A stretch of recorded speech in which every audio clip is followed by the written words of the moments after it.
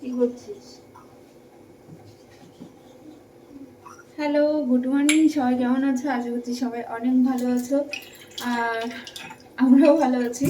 তো আজকে হচ্ছে শনিবার, আর এখন বাজে 8:30। একটু আগে আমরা ঘুম থেকে উঠলাম, উঠে এখন ভাত বসিয়েছি, চা বানাচ্ছি। তো সকালে খাবার খেয়েই দুপুরে আমরা বেরোবো হচ্ছে চাকদায় যাব, ওই বাড়িতে যাব।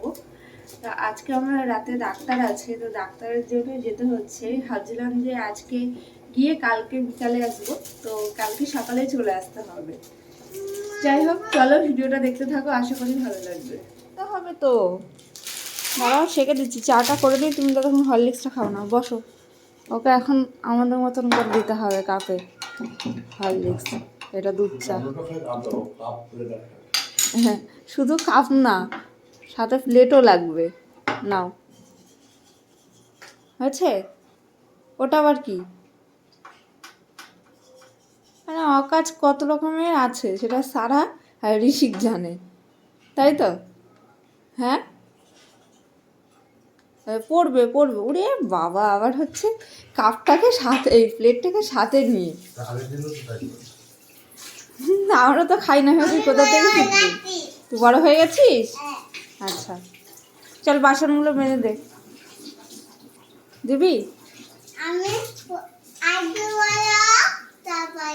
আর একটু বড় হবি তারপরে? ওই এখন যে বড় হয়েছিস সেই কাজগুলো করতে পারবি না? বিছানাটা গোছাতে পারবি?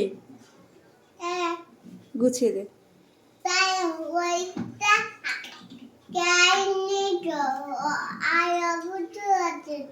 ও, হরলিক্সটা খাওয়া হলে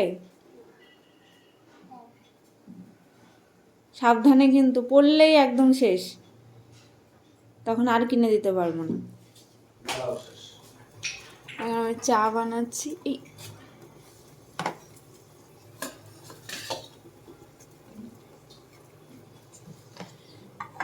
লোকের কাছ থেকে চেয়েছে না, আমাকে একটু ব্যানানা দাও, দেখুন পিঠের উপরে কেমন দিই, বুঝতে পারবো।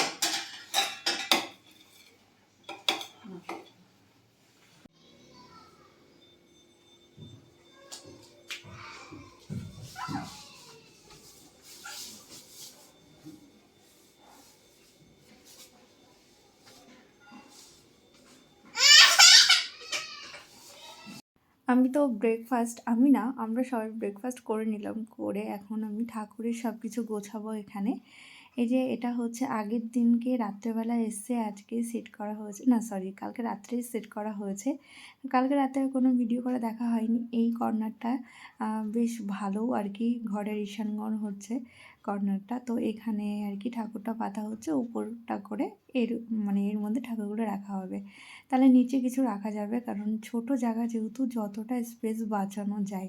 আর এখানে আমি ঠাকুরের বাসন টাসন সব কিছু ধুয়ে রোদ্রে রেখে দিয়েছি জলটা ঝরানোর জন্য। এই জানলাতে কিছু একটা পাততে হবে, তাহলে বাসন টাসনগুলো ধুয়ে রাখার সুবিধা হবে।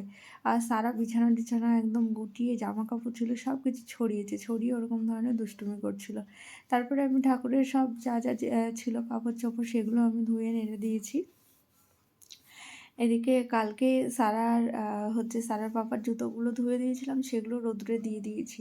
মানে টুকিটাকি যে কাজগুলো ছিল সেগুলো সবই মোটামুটি এখন হয়ে এসেছে। যেহেতু ঘরটাকে মুছতে হবে, ঘরটা মুছে স্নান করব, তারপরে তো পুজো দিতে হবে। আর এই জামাকাপড়গুলো তার আগে একটু গুছিয়ে নেব, কারণ সারা না হলে আবার ছড়িয়ে রাখবে। আর এখন একটা বিছানা তো একদম এলোমেলো ভাল লাগে না। আগে যেমন ওই বাড়িতে দুটো ঘর ছিল, দুটো বিছানা ছিল, একটা ঘরও নোংরা করে রাখলেও ঠিক আছে, যে ঠিক আছে ওটা পরে করে নেওয়া যাবে। এখন তো আর সেটা করলে হয় না, একটা বিছানা ঠিকঠাকভাবে না রাখলে একদমই হয় না। আর আমার কথা বলতে বলতে স্নানও হয়ে গেছে। স্নান করে আমি পুজোর কাজকর্ম শুরু করে দিয়েছি। এখানে আমি ঘরটাকে এখন আমি স্বস্তিক চিহ্ন বানিয়ে নিচ্ছি। আর দাঁড়িয়ে দাঁড়িয়ে পুজো দিতে হবে এখন। ঠিক আছে, কোনো ব্যাপার না, দাঁড়িয়ে দাঁড়িয়ে পুজো দিয়ে কোনো খুব একটা প্রবলেম হবে না। এমনি বৃহস্পতিবার করে একটু অনেকটা টাইম লাগে, তো সেদিনই একটু প্রবলেম হবে। আর আজকে ঘরটার সব পাততে হচ্ছে, কিছু করার নেই, কারণ আবার না হলে বৃহস্পতিবারে আসা থাকলে আবার 4-5 দিন তো হয়েই যাবে। আজকে যেহেতু শনিবার, তো ভাবলাম আজকে নিরামিষ খাই, ভালোই হলো, নিরামিষের দিনে ঠাকুরগুলো পেতে নিতে পারবো। তো এদিকে আমার সব কিছু মোটামুটি ঠাকুরের গোছানো হয়ে গেছে। আর আজকে বাজার থেকে শেখর লাড্ডু নিয়ে এসেছিলাম। আমি বলেছিলাম ওকে ফল নিয়ে আসতে আর মিষ্টি নিয়ে আসতে, ও বললো থাক লাড্ডুই নিয়ে আসলাম। যাই হোক জল টল দিয়ে দিলাম আর প্লেটের মধ্যে দিয়ে দিলাম, যেহেতু ছোটো জায়গা তো সব কিছু ওই টুকটাক করে ম্যানেজ করে নিয়ে করতে হচ্ছে, মানে সব কিছু একদম ম্যানেজই চলছে। একটা প্রদীপ, এটা হচ্ছে নতুন কিনে আনা হয়েছে। এটা মানে সলতেটা একটু ভিতরে দিয়ে দিতে হয়, তারপরে ঢাকনা আছে, ও ঢাকনা দিয়ে দিতে হয়। তো এটা নিয়ে আসার কারণটা হচ্ছে আমার যে প্রদীপটা সেটা তো অনেকটাই বড়, এখানে রাখতে একটু প্রবলেম হবে আর পুরো মানে কালি হয়ে যাবে। ওই জন্য আমি এই ধরনের একটা প্রদীপ কিনে নিয়ে আসতে বলেছিলাম সকালবেলা, এটাই নিয়ে এসে। দেখতে কিন্তু খুব সুন্দর এটা। আর একটা ওই যে ছোট, এটাকে কি বলে আমি জানি না, এটাকে ধুনো দেওয়ার জন্য। তো এটাও নিয়ে আসতে পারবো, কারণ ধূপ ধরানো এখানেও অসুবিধা হবে, ওই জন্য ভাবলাম ওটাই নিয়ে আসুক। ওটাতে ওই যে এটার পাওয়া যায়, কি যেন বলে আমার নামটা মনে পড়ছে না, এতে একটু কর্পূর দিয়ে ধরালে অনেকটা ধোয়া হয় আর বেশ ভালো হয়। এই যে এটা আমি ভেঙেও দিয়ে দিচ্ছি, অনেকটা গুলের মতন দেখতে। আর এসিটা এখনও লাগানো হয়নি, তাই এসিটা এখানে রয়েছে, এসির উপরে এইসব রেখেই করছি। আর লাস্টে কি হয়েছিল, আমার হাতে একটু মানে একটু আগুনের একটু কি বলে মানে প্রদীপ যেটা, ওটা পুরোটা ঢাকা ছিল তো গরম হয়ে গেছিলো, আমি হাত দিয়ে দিয়েছিলাম, হাতে ছ্যাঁকাও খেয়েছি। তো এই যে সব কিছুই কমপ্লিট হয়ে গেছে মোটামুটি। আর তুলসী মন্দিরটাও আপাতত জানলার পাশে রেখেছি, ওটাকে আমি ব্যালকনিতে রাখবো এসিটা লাগানো হয়ে গেলে। সব কিছু এখনও গোছানো বাকি আছে। তো এগুলো এখন আপাতত মানে কোনোরকমভাবে গুছিয়েছি, ঠিকঠাকভাবে কিন্তু এখনও গোছানো হয়নি। সব আস্তে আস্তে গোছাবো, কোথায় কোনটা রাখলে সুবিধা হবে সেটা থাকতে থাকতে বোঝা যায়। পুজো কমপ্লিট হয়ে গেলো, তারপরে চলে আসলাম খাওয়া দাওয়া করতে। খেয়ে দিয়ে একটু রেস্ট করেই বেরোবো, ওই বাড়িতে যাব। ওই বাড়িতে গিয়ে তো আবার দেখবো নোংরা হয়ে আছে, আবার ক্লিন করো, তারপরে আবার ডাক্তার আছে, জানি না ডাক্তারে আবার আজকে কতটুকু কী করবে সেটাও জানি না। আর ডাক্তারের কাছে যাও মানে তো আবার ব্যথার আর কি মানে কাজ, বুঝতেই পারছো। আজকে ব্যথা না হলেও কালকে হবে। আর আজকে এই রান্নাগুলো কিন্তু শেখর করেছে। তারপরে খাওয়া দাওয়া করে রেস্ট করে আমরা বেরিয়ে গেলাম। এখনও দেখো ভালো রোদ আছে, এখন ওই 4:30 মতন বাজে। এখন যেহেতু আস্তে আস্তে বেলাটা বাড়ছে, গরমকালের ভাবটা আসছে, তো আর কদিন পর তো এই সময় মানে 4টে 4:30টায় বেরোনোই যাবে না, কারণ এই সময় দুপুর দুপুর মনে হয়।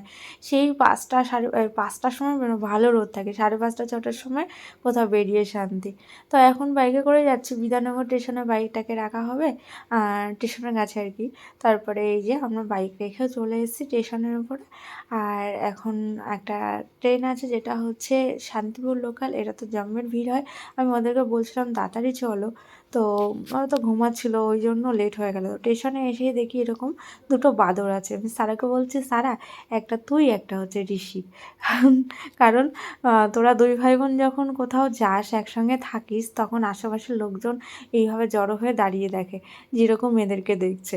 তো এইসব বলছিলাম, তারপরে ওকে আবার টাকা দেয়া হলো। কি কি বলছে সেইগুলোতে মানে পজিটিভগুলো আর কি বাদরগুলো বলছিল উনি। তবে সারা হচ্ছে টাকা দিয়েছে, সারা দিতে ভয় পাচ্ছিলো, আর সে করে আমাকে বলছিল যে তুমি দাও, আমি তো দেবোই না।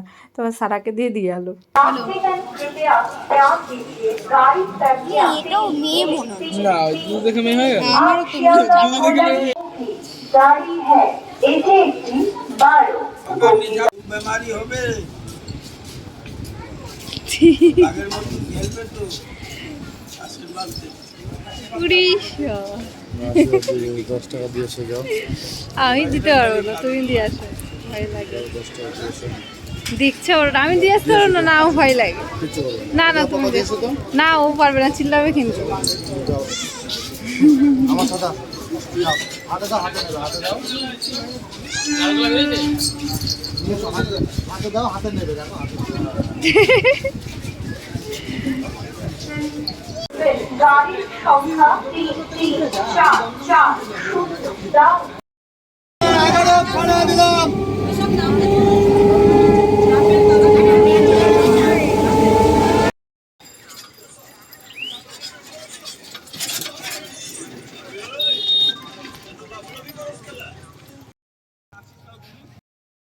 চলে এসছি আমরা।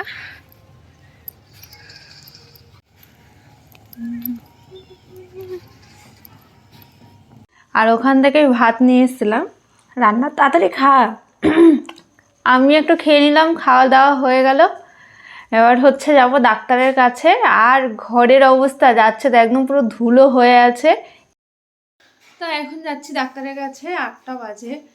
আর আজকে তো রাত্রেবেলা মানে যেমন তেমন, কালকে সকালবেলা ঘুম থেকে উঠে আর এই যে ললিপপ দেখো এখানে ছিল একটা, পেয়েছে ব্যাস। কালকে ঘুম থেকে উঠে আর কথা বলতে পারবো না, কারণ এই যে যখনই আমার উপরে গাডারগুলো লাগানো হবে না, টান ধরবে তো পুরো দাঁতের এই শাড়িটাই এত ব্যথা থাকবে যে কথাই বলা যায় না। তারপরে যখনই দেখি যখনই এইসবগুলো কিছু লাগানো হয় বা টানে কোনো কাজ হয়, তখনই এখান থেকে যে সাদা সাদা ছালোটা টাইপের ইয়ে হয়ে যায়, ঘা হয়ে যায়। তো সেগুলো মানে আরও ব্যথা হয়, মানে মুখের মধ্যে যাচ্ছে তাই অবস্থা হয়ে থাকে। তো যাই হোক, চলো যাই।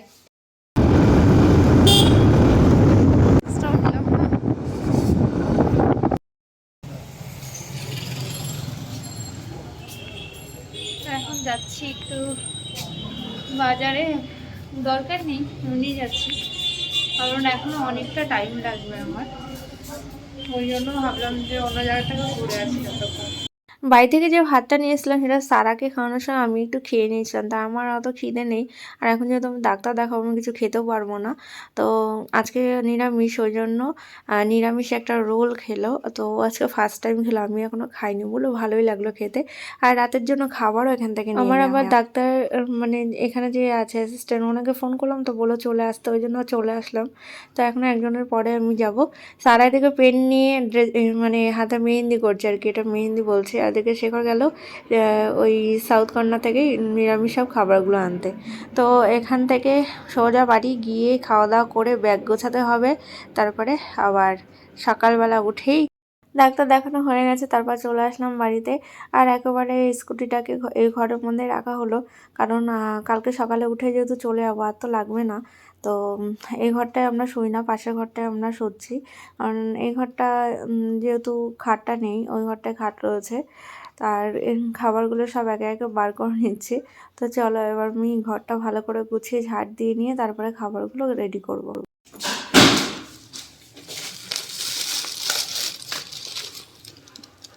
সব নিরামিষ খাবার, দাঁড়াও আস্তে আস্তে রাখো, তাহলে ভরে নাও। খেলাম যে একটা বোতল জল। তো এখন আমরা রাখো না নিচে, আমার হাতে কেন দিচ্ছ সব। তো কালকে সকালে উঠেই আমরা চলে যাবো, ওই জন্য চাল টাল কিছু নিয়ে আসি, সারা এটা আমি ধুয়ে নিয়ে আসলাম। তো এই জন্য খাবারটার মধ্যে যে কী আছে বুঝতে পারছেন। ও এটার মধ্যে দই বড়াটা, দুটো স্পুন নিয়ে এসো।